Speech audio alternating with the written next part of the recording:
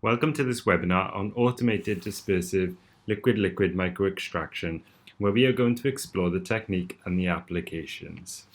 Firstly, we are going to cover the reason to automate your methods and the benefits of doing so. We will then take a closer look at the ins and outs of the DiLLME technique and then the applications for this method. So first off, let's look at automation. So why automate? I am sure that most, if not everybody listening to this webinar has at some point in their career needed to manually shake a separating funnel. Most of my organic chemistry laboratory sessions in university was spent doing this, and this also continued on into my early days as a lab technician preparing samples for taste and odor and GCMS for scan analysis. Benchtop shakers are also used, so this did provide some relief, but separating funnels are still encountered. So no longer wanting to do this is one reason for automation. For other methods, there are many other reasons for automation, which we shall go into. Robustness, reproducibility, and accuracy are often the first answers to appear when asking the question of why people want to automate. Whilst good data can be obtained with manual preparation, there is always the risk of an incorrectly spiked internal standard or quality control mix, or even of loss of sample, all of which results in a repeated preparation. And no matter how good we think we are as analysts, there will always be variation in our technique from day to day, which leads to introductions of unwanted variations in data, and for method development in particular, this can sometimes lead to red herrings.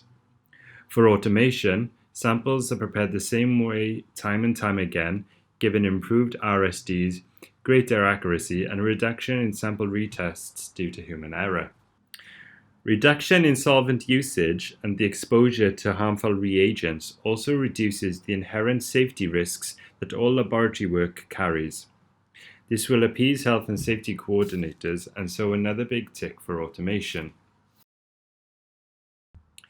In 2019, environmental groups and environmental protection are big topics, and so reduction in solvent usage is a big positive for companies wanting to stay green.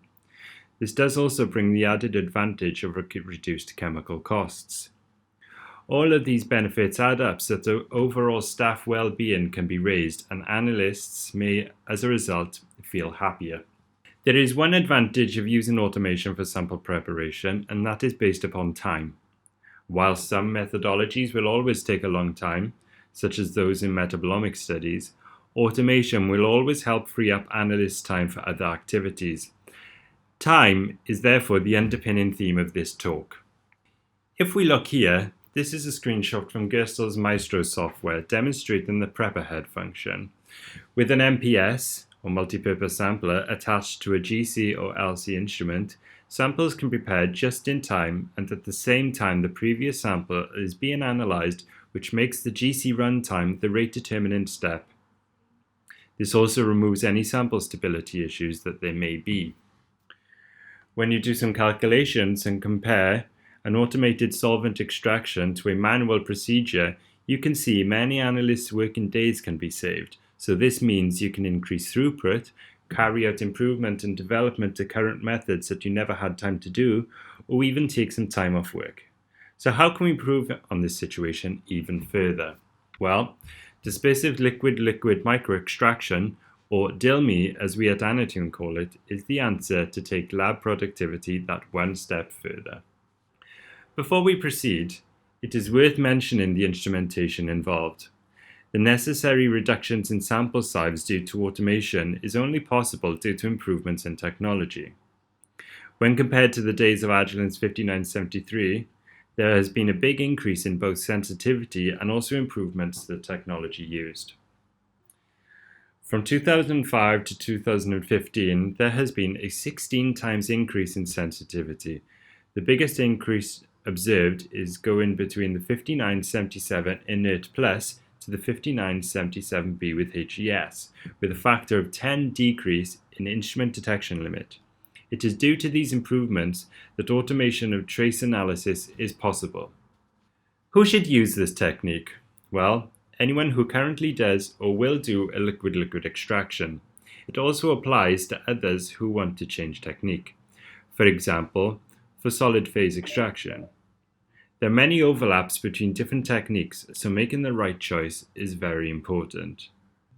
And what you need for this is an intermediate solvent that is soluble with the sample and soluble with the extraction solvent.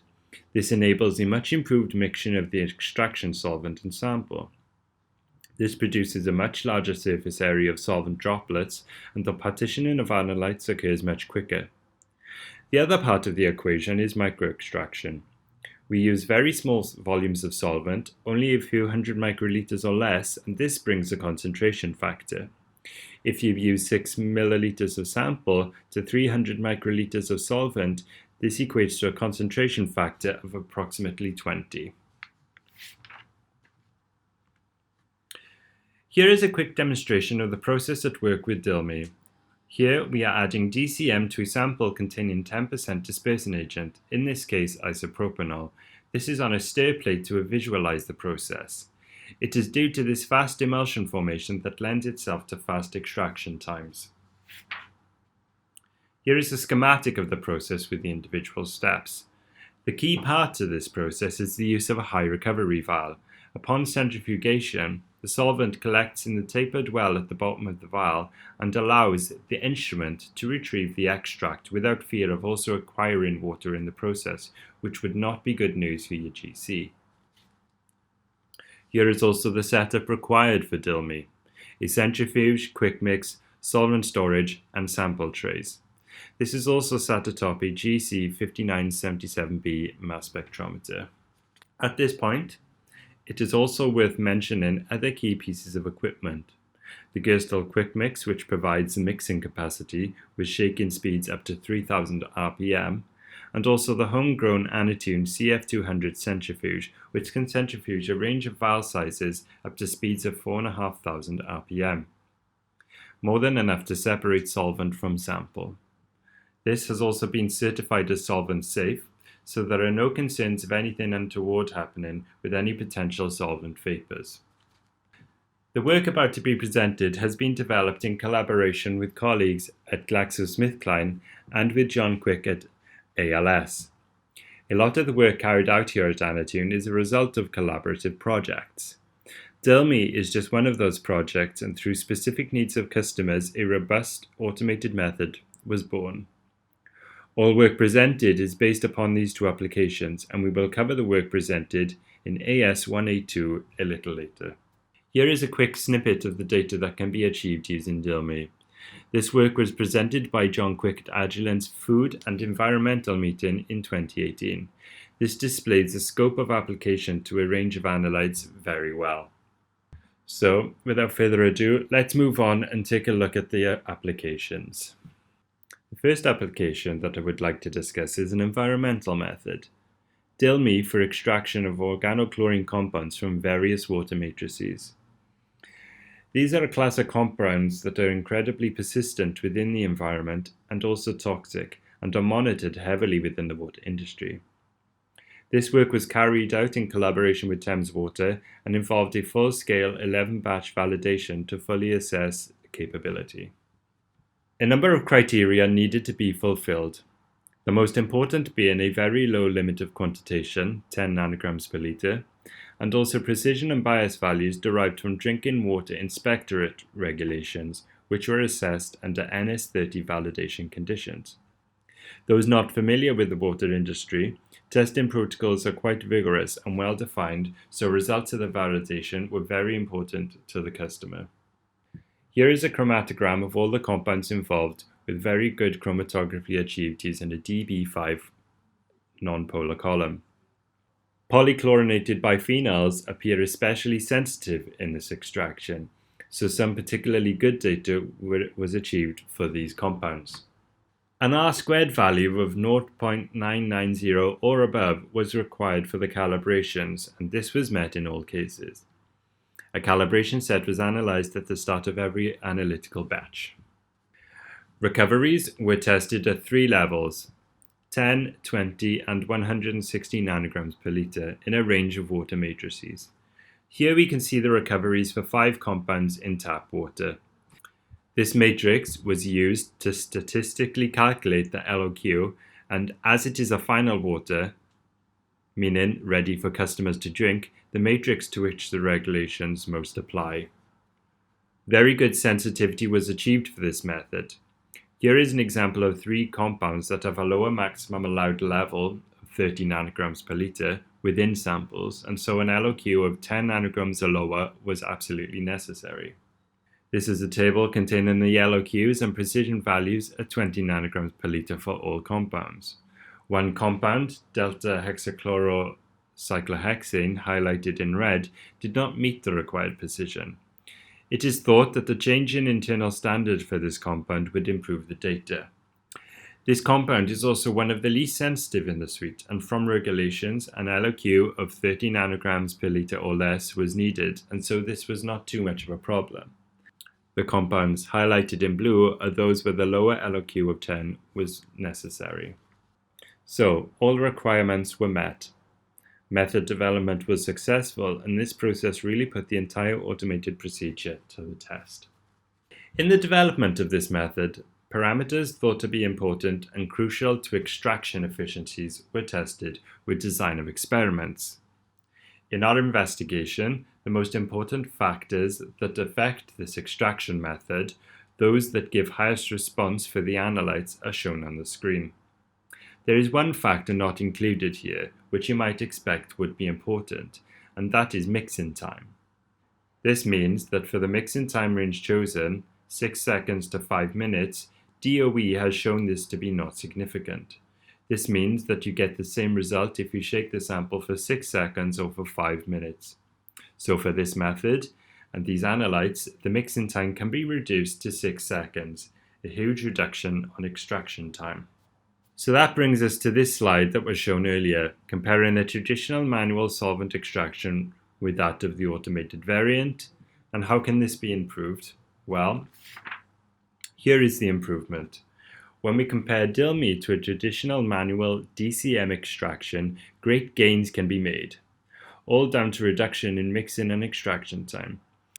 Of course, the only way to analyze more samples is to ensure that there are adequate numbers of instruments available to ensure that trays of extracts are not stacked up in the refrigerator waiting to be analyzed, which is a potential stability issue.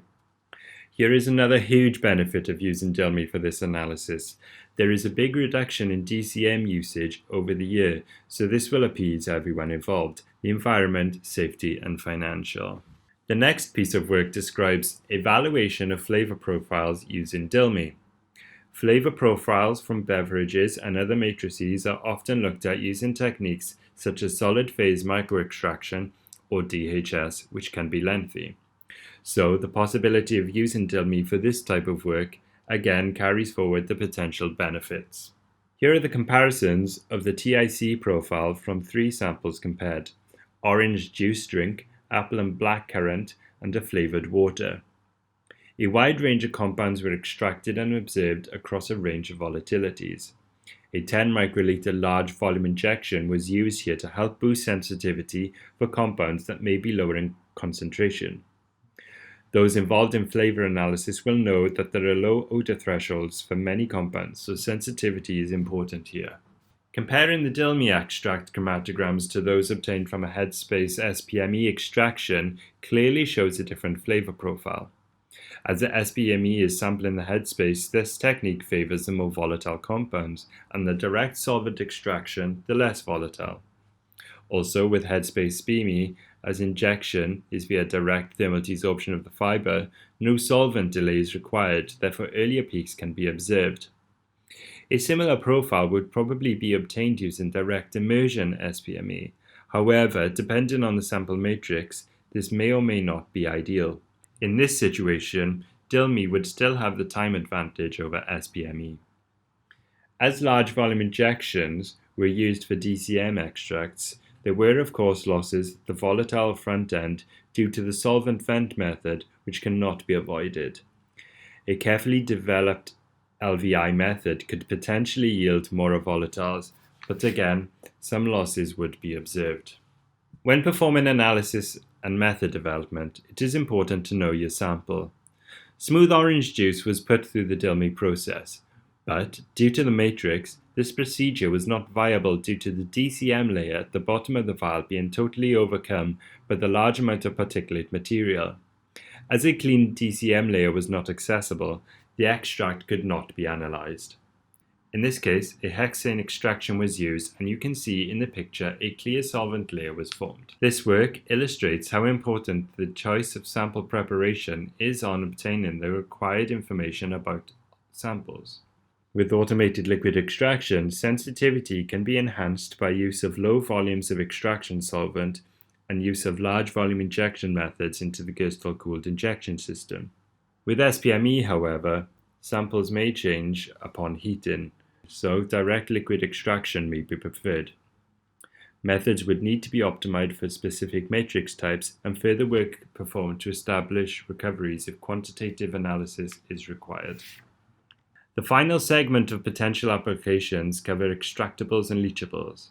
These processes involve putting materials through extraction processes involving many different types of solvents and conditions to assess the potential compounds that may be leached into the matrix, which could be food, drinks, or medicines. It was E&L work that Anatune took its first steps into the world of DiLLME. The method within the app note, whilst not hugely complex, involves many liquid transfer steps, and so automation is especially helpful for this. As the sample involved was a biopharmaceutical drug, then there is a potential reduction in the exposure to the drug samples. As you can see here, very good RSDs were achieved using the DiLLME method. Recoveries were at or very near 100% for the compounds looked at, so this technique is very applicable to this study. This shows the versatility of the extraction method and how it can be applied in multiple scenarios. The final part of the E&L story was to pair this up with Agilent's 7250 QTOF to utilize the benefit of low energy electron impact ionization to achieve better identification. A strong molecular ion with GCMS can often be hard to achieve due to the particularly destructive nature of the ionization process, so having this capability in addition to that of a high resolution accurate mass instrument coupled with a powerful technique really does have the potential to enable us to investigate our samples in a much more comprehensive manner. So to reflect, we have very briefly covered automation and the advantages and looked at the DiLLME technique. We have looked at 3 applications for this extraction, also looking at the benefits of each. Hopefully, from this webinar, you have a good understanding of what can be gained from automation, and especially in applying DiLLME to your methods and make some good analytical choices in your development.